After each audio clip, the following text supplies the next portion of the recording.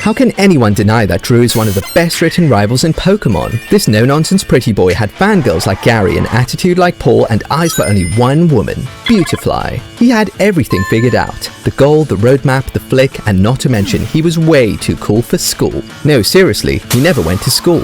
It felt like he was living life on 2 times speed. Drew would magically appear out of nowhere with a rose, talk smack, destroy someone in battle, then follow it up with life advice like he just did them a favor. The worst part was that he was always right, and if he lost, too bad he already moved on before the credits rolled. He carried himself like he was too good for everyone around him, but the more we got to know him, the more it became clear that hell, yes, he was looking down on people, but he was also trying to drag them up to his level, and that mindset created one of the greatest rivalries Pokemon has ever seen.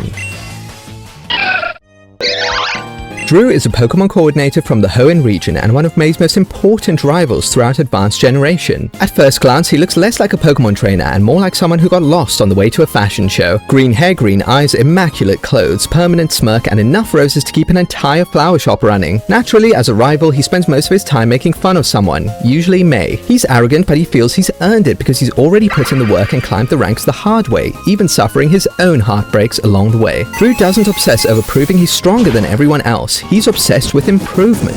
Every loss is data, every victory is a lesson. Every contest is another opportunity to refine his craft. His Japanese name expresses this incredibly well. Shu can mean to excel or outstanding, someone constantly striving to perfect his performances. However, it could be based on another character, also Shu, meaning autumn, which goes well as a pair with May's name, which contains the character Haru, meaning spring. This lines up perfectly as they are main rivals to each other. What makes Drew interesting is that he represents a different kind of rival. He's kind of the bully and the friend, the person who challenges you because they know you're capable of more. That's Drew's role in May's journey. He competes with her and helps create the version of her that can compete with anybody. And that's why, long after the roses stopped flying, Drew remained one of Pokemon's most memorable rivals. Drew debuts in Pokemon Ruby and Sapphire. May is training for her Pokemon contest with Beautifly and Frisbees. She misses catching one and it goes flying 100 miles per hour towards some green-haired pretty boy, who actually catches it with one hand and his eyes closed. He introduces himself, tears apart May's routine and tells her she has no style and shouldn't even bother entering contests. Then he calls them children even though he's shorter than everyone there. And isn't he a child too? May gets feisty but Drew tells her to talk to the hand. May's like, will you be in the contest? And Drew calls her a genius. Drew may be a lot of things, but sorry May, that one was deserved. Later on they run into Drew again, who holds Torchic's berries hostage until May battles him. Even Ash thinks coordinated beef is corny as hell. He sends out Roselia against May's Beautifly.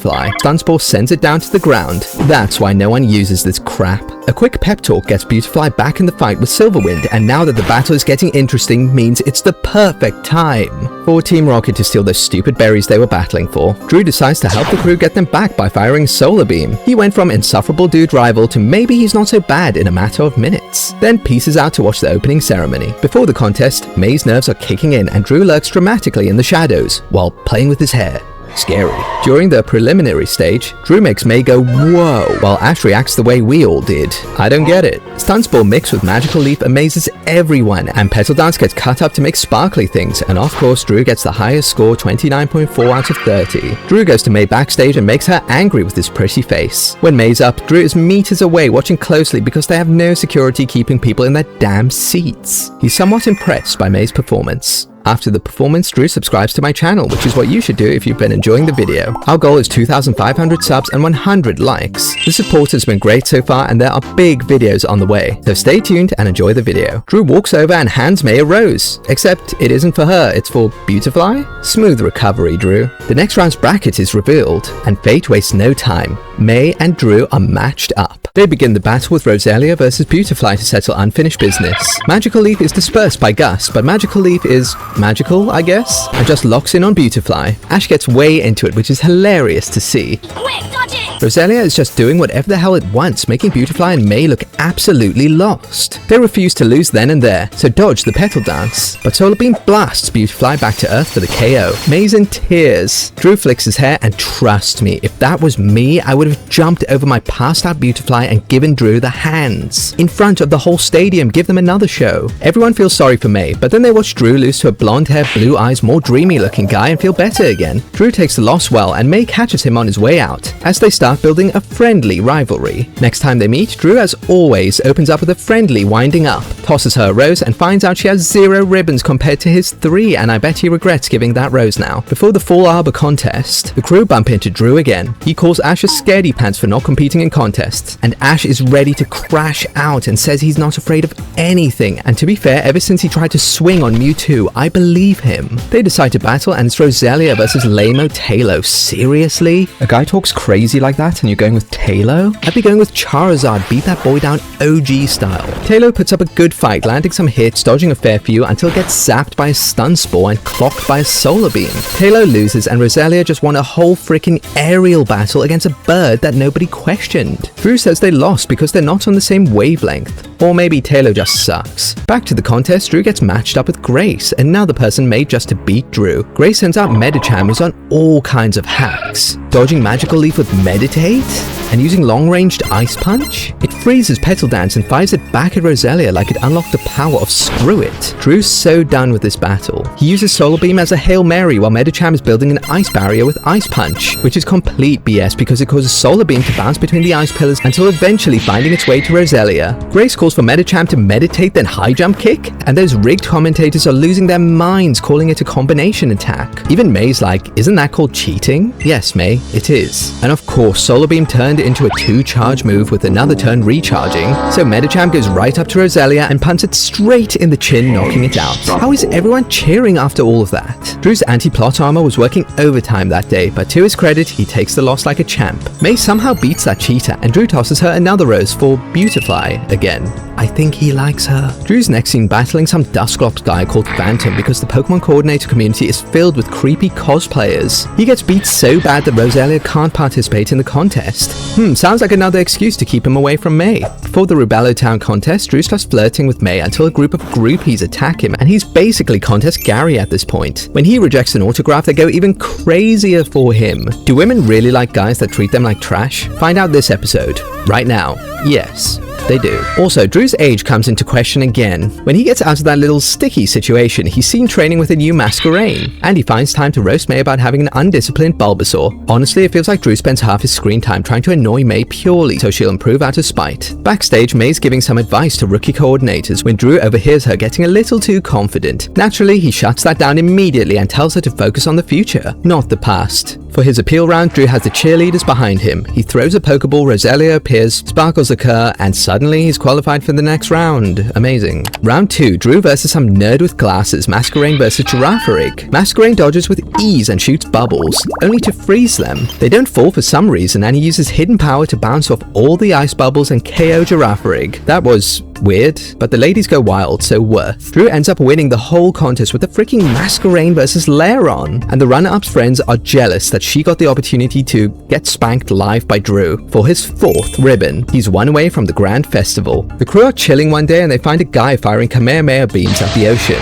That's Goku. Drew. He flexes his 5 ribbons and makes May pee in her pants after he tells her there's one more contest before the tournament. They want to release their tension with some action. Masquerain dives straight into Silverwind and the battle's getting hot. Until Team Rocket ruin everything, get everyone onto their submarine which blows up, leaving everyone scattered, but not in pieces because this is a kids show, but rather on Mirage Island, the island that no child has ever accessed without Game Shark. May and Drew get rescued by that guy that sounds like Yugi's grandpa, and a pirate. They introduce themselves and Drew runs to the edge of the cliff because what are the chances of it breaking? Then it breaks and him and May fall. They get washed away by the current and oh look, a waterfall. They go crashing down and continue getting washed away. Drew got knocked unconscious along the way, but May holds onto him and Mirage Island's finest legendary creatures save them.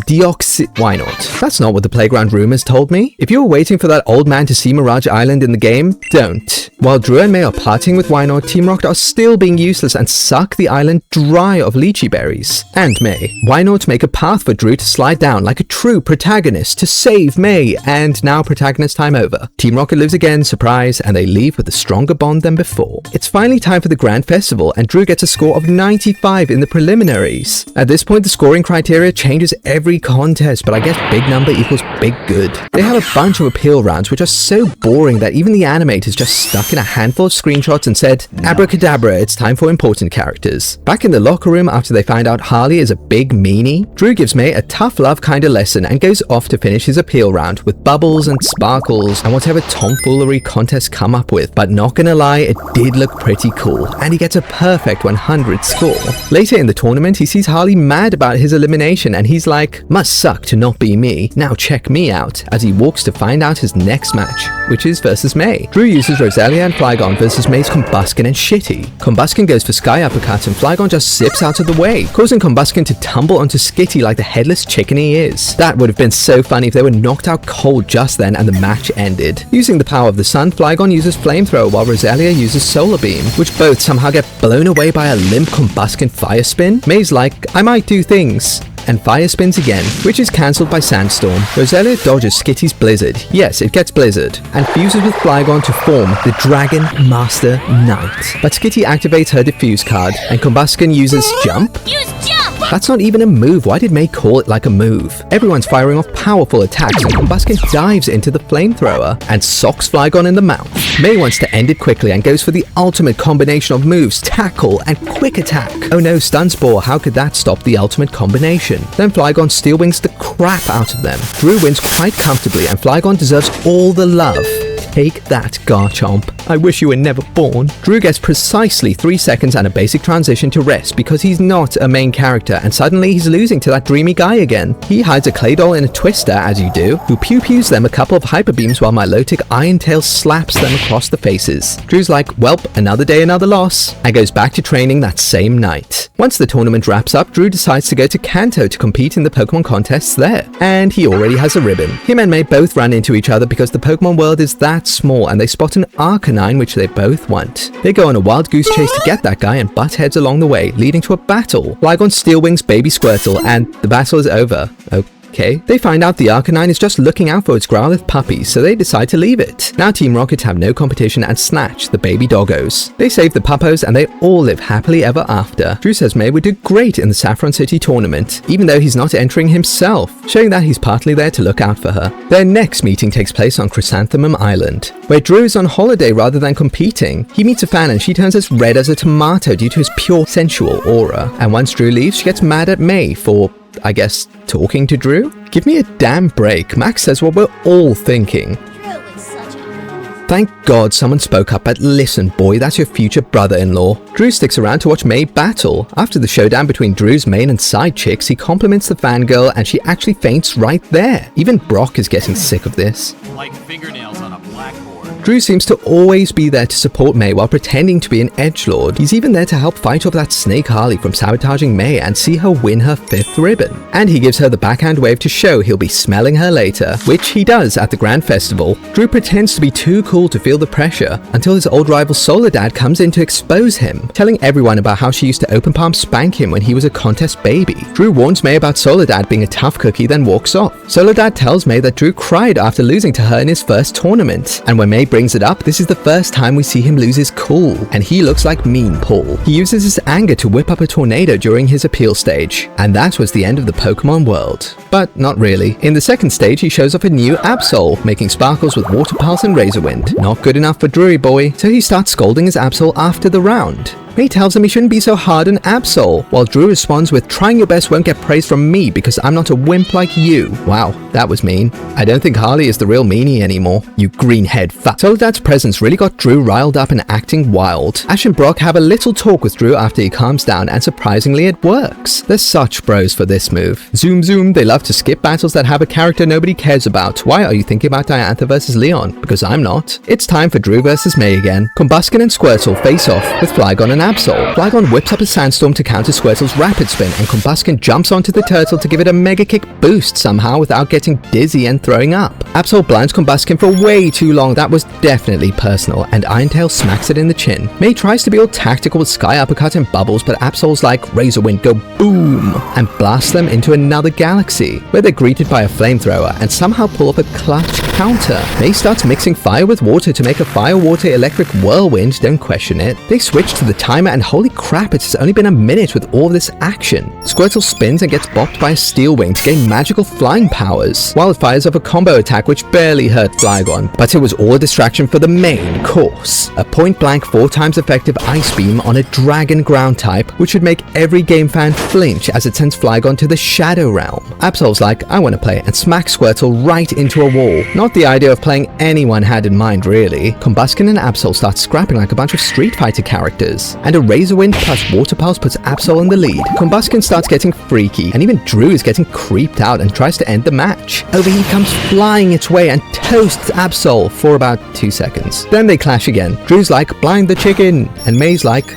I forgot the script, just go. And Combuskin sticks its filthy foot in Absol's face. The stench distracts him, and Combuskin uses its third overheat, which does almost no damage. Razor Wind smacks Combuskin down, and it's a razor close battle. The fourth overheat does nothing, and they go for a final Irontail versus Sky Uppercut. You know it's rigged when Drew starts losing health on the scoreboard before either attack even lands. Sky Uppercut finds its mark, and that's time. I'm surprised neither of these beasts went down. The winner is of course May. It's all good sportsmanship from these two, and Drew gives May tips to prepare for Soledad in the finals. A while after the contest, Drew runs into the Geek Squad in the Pokemon Center. He's totally not a stalker, he's a coincidencer. More importantly, even Nurse Joy is a fan of this guy. It's crazy how popular he is. He has some time alone with May, who admits she'd been thinking about him, and he asks if the thoughts were good, which was kinda saucy. He's like, you're single, I'm single, let's feel good together, with a battle. Drew uses Roselia and Butterfree versus Beautifly and Combuskin. Beautifly and Combuskin use Fire Spin with Psychic, which gets blown away by Petal Dance. Holy moly, that's strong. The pulverized fire is still controlled by Psychic and gets directed towards Roselia, who blocks it with Magical Leaf.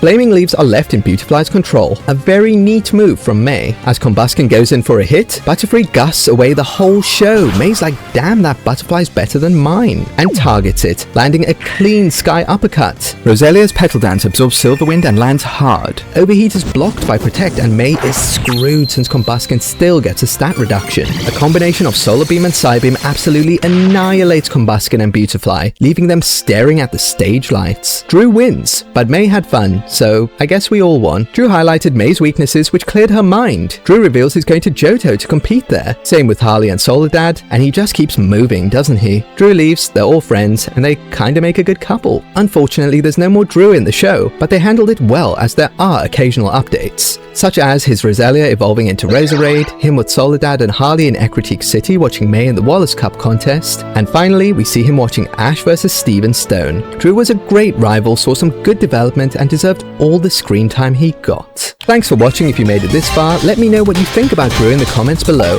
I think he was a solid rival that was written quite well. His character had the perfect balance, and he also had enough screen time to make us actually care about him. See you all in the next one.